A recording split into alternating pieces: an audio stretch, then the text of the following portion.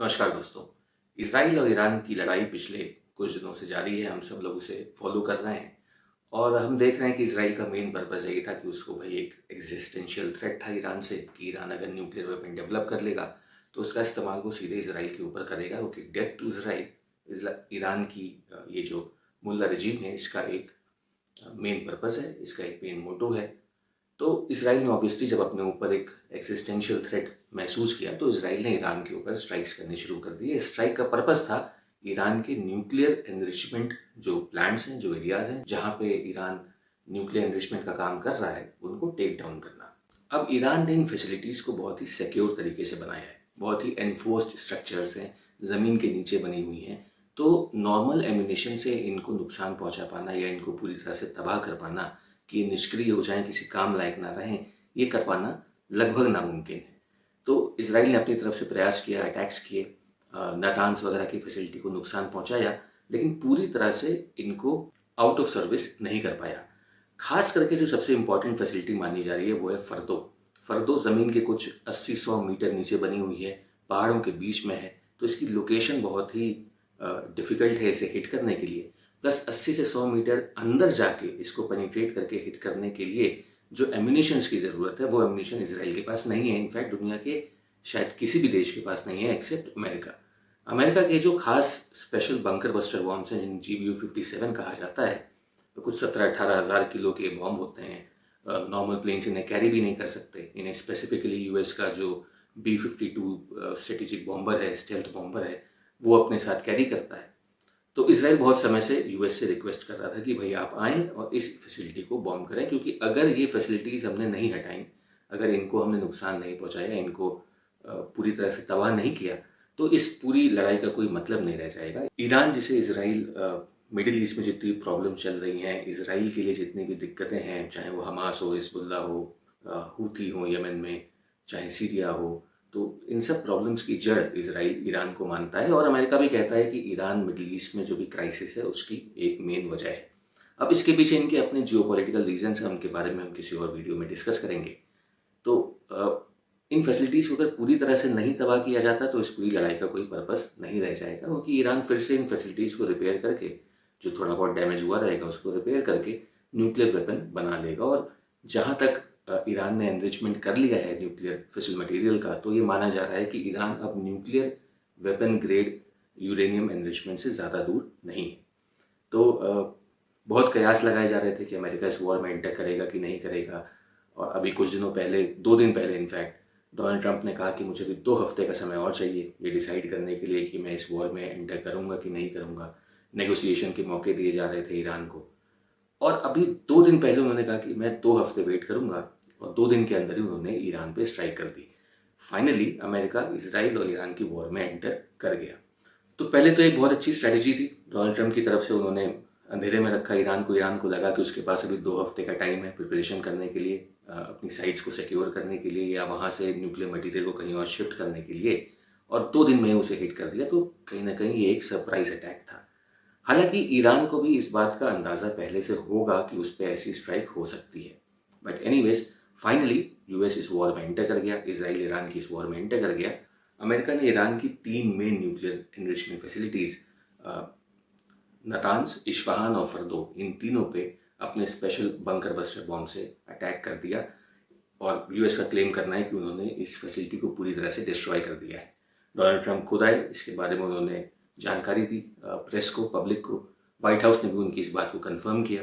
Benjamin Netanyahu का भी statement आया, उन्होंने यूएस को थैंक किया उनकी स्ट्राइक के लिए कि भाई अब ईरान पूरी तरह से न्यूक्लियर वेपन्स बनाने में उसकी जो भी क्षमता थी उसे हमने नष्ट कर दिया है। तो यूएस ने अपना यूज़ किया GBU-57 बॉम्ब्स।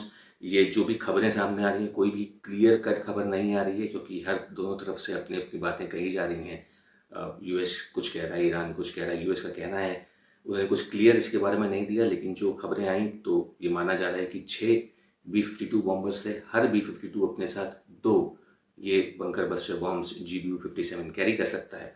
तो ये माना जा रहा है कि 12 बॉम्ब्स थे और इन तीनों फैसिलिटीज़ पे हिट किया गया। फर्दों को खास करके हिट किया गया, जो कि 80 से 100 मीटर की गहराई पे है। अब ये कितनी सक्सेसफुल स्ट्राइक रही इसके बारे में कुछ भी क्लियर इन्फॉर्मेशन नहीं है। यूएस और इसराइल का कहना है कि हाँ, ये स्ट्राइक सक्सेसफुल रही, और ईरान का कहना है कि हाँ, हमें थोड़ा डैमेज हुआ है लेकिन ये रिपेयरेबल डैमेज है और हम इसे रिपेयर कर लेंगे, तो हमें कोई खास नुकसान नहीं हुआ। अब इसमें सच कौन कह रहा है, गलत कौन कह रहा है, ये हम नहीं जानते, और असली एक्सटेंट ऑफ डैमेज क्या है इसके बारे में हमें आने वाले समय में मालूम पड़ेगा। जैसा कि ऑपरेशन सिंदूर में हुआ था, उसके पहले जो सर्जिकल स्ट्राइक्स इंडिया ने पाकिस्तान पे की, तो पाकिस्तान कहता था कि इंडिया के फाइटर प्लेन्स आए और बॉम्ब गिराए और हमारे यहाँ कुछ कौवे मर गए। इसी तरह वो कभी एक्सेप्ट नहीं करते कि उनको एक्चुअली डैमेज कितना हुआ, लेकिन बाद में धीरे धीरे खबरें सामने आ ही जाती हैं। जैसे ऑपरेशन सिंदूर के बाद ही अभी तक हमें खबरें मिल रही हैं कि इंडिया ने कहाँ कहाँ पाकिस्तान को हिट किया।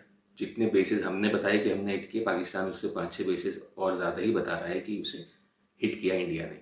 तो इसी तरह विद टाइम हमें इस स्ट्राइक के बारे में मालूम पड़ेगा कि एक्चुअली में स्ट्राइक कितनी इफेक्टिव थी, ईरान की फैसिलिटीज़ पूरी तरह से डिस्ट्रॉय हुई हैं कि नहीं हुई हैं, ईरान की बॉम्ब बनाने की क्षमता पूरी तरह से ख़त्म हुई है कि नहीं हुई है।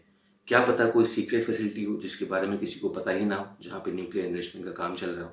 ईरान को ऑलरेडी पता होगा जब ये लड़ाई शुरू हुई कि मेन पर्पस उसकी न्यूक्लियर फैसिलिटीज़ को डिस्ट्रॉय करने का है। ईरान को ये भी पता होगा कि अगर इसराइल ऐसा नहीं कर पाएगा तो यूएस उसके लिए इस लड़ाई में आएगा और ईरान की न्यूक्लियर फैसिलिटीज़ पे यूएस के अटैक का खतरा है, और यूएस के पास एक कैपेबिलिटी है कि वो ईरान की इन सीक्रेट न्यूक्लियर फैसिलिटीज़ को डिस्ट्रॉय कर सकता है। तो हो सकता है ईरान ने अपना न्यूक्लियर जो मटेरियल इन फैसिलिटीज़ में स्टोर था उसको कहीं और शिफ्ट कर दिया हो, कहीं और छुपा दिया हो, किसी ऐसी लोकेशन पे शिफ्ट कर दिया हो जिसके बारे में इन्हें जानकारी ना हो। तो एक्चुअल एक्सटेंट ऑफ डैमेज जब तक हमें पता नहीं चलेगा, जब तक और ज़्यादा खबरें निकल के बाहर नहीं आएंगी, तब तक क्लियर कट हमें इंफॉर्मेशन नहीं मिलेगी कि हुआ क्या है, कितना सक्सेसफुल रहा है ये स्ट्राइक। अब जितनी स्ट्राइक के बारे में बात करें तो ये बहुत ही खतरनाक बॉम्ब्स होते हैं। GBU-57 17-18 हज़ार किलो के बॉम्ब्स, तो सोचिए कितना ज़्यादा एक्सप्लोजिव से है। और ये माना जा रहा है कि भाई एक तो स्टेल्थ बॉम्बर है, और इसराइल ने पिछले कुछ दिनों की स्ट्राइक में ईरान की वैसे ही एयर डिफेंस कैपेबिलिटी, उनके रेडार्स वगैरह को पहले ही उसने तबाह कर दिया था, तो ईरान के पास बहुत ही लिमिटेड कैपेबिलिटी थी कुछ भी डिटेक्ट करने की आसमान में। और ये B-52 स्टेल्थ बॉम्बर्स यूएस के ऐसे हैं कि ये वैसे भी डिटेक्ट नहीं होते, और ये कहा जा रहा है कि जब स्ट्राइक हुई उसके बाद ही ईरान को पता चला कि स्ट्राइक हो चुकी है। क्योंकि जब ये बॉम्ब्स एक्सप्लोड हुए तो जो एक्सटेंट ऑफ एक्सप्लोजन था, जो इंटेंसिटी थी एक्सप्लोजन की, उससे इलेक्ट्रोमैग्नेटिक पल्स टाइप का जनरेट हुआ, ऐसा कहा जा रहा है, जैसे कि एक न्यूक्लियर एक्सप्लोजन में होता है या कोई बहुत बड़े एक्सप्लोजन में होता है, जिससे आसपास के एरियाज में लाइट चली गई क्योंकि शॉर्ट सर्किट्स वगैरह हो जाते हैं। तो जब ऐसा हुआ और वो बड़ा सा धुएं और आग का गुबार जब देखने को लोगों को मिला, तब ये मालूम पड़ा कि हाँ, स्ट्राइक हुई है। अब फर्दर क्या हुआ है, क्या एक्सटेंट ऑफ डैमेज है, क्या पूरी तरह से ईरान की क्षमता खत्म हो गई है बॉम्ब बनाने की, ये हमें आने वाले समय में मालूम पड़ेगा। और यूएस को अंदाज़ा था कि भाई जब भी ऐसा होगा तो एक रिटेलिएटरी स्ट्राइक ईरान की तरफ से आएगी, क्योंकि ईरान के लोग तो बड़े अच्छे हैं, ईरान एक सिविलाइजेशन कल्चर है, लोग बहुत अच्छे हैं, सिविलाइज हैं, लेकिन जो करेंट रिजीम है ईरान में जो रूल कर रही है मुल्लास की, वो थोड़े फंडामेंटलिस्ट टाइप के लोग हैं, एक्सट्रीमिस्ट टाइप के लोग हैं।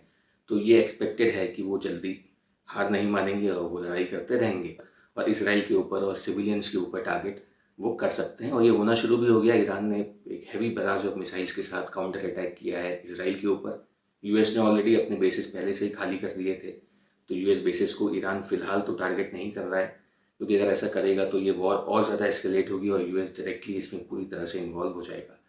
तो अभी ये बहुत ही ज़्यादा वोलेटाइल सिचुएशन बनी हुई है मिडिल ईस्ट में। इन फ्यूचर क्या इसमें चेंजेस आते हैं और क्या वेरीफाइड खबरें बाहर निकल के आती हैं, ये हमें समय के साथ पता चलेगा। तो देखते हैं कि यूएस की स्ट्राइक्स कितनी सक्सेसफुल हुई हैं, ईरान की न्यूक्लियर एनरिचमेंट फैसिलिटीज़ को एक्चुअली में कितना नुकसान हुआ है, क्या ईरान की न्यूक्लियर बम बनाने की क्षमता पूरी तरह से ख़त्म हो गई है, या ईरान ने पहले से ही अपनी इस क्षमता को कहीं और शिफ्ट करके सेफली स्टोर कर दिया था, ताकि जब भी यूएस ये स्ट्राइक्स करे तो ईरान को कोई खासा नुकसान ना हो। एक्चुअल सिनेरियो क्या है हमें नहीं पता, किसी को भी नहीं पता। एंड विद टाइम ये चीज़ें क्लियर होंगी, और let's hope that peace prevails, let's hope that sanity prevails.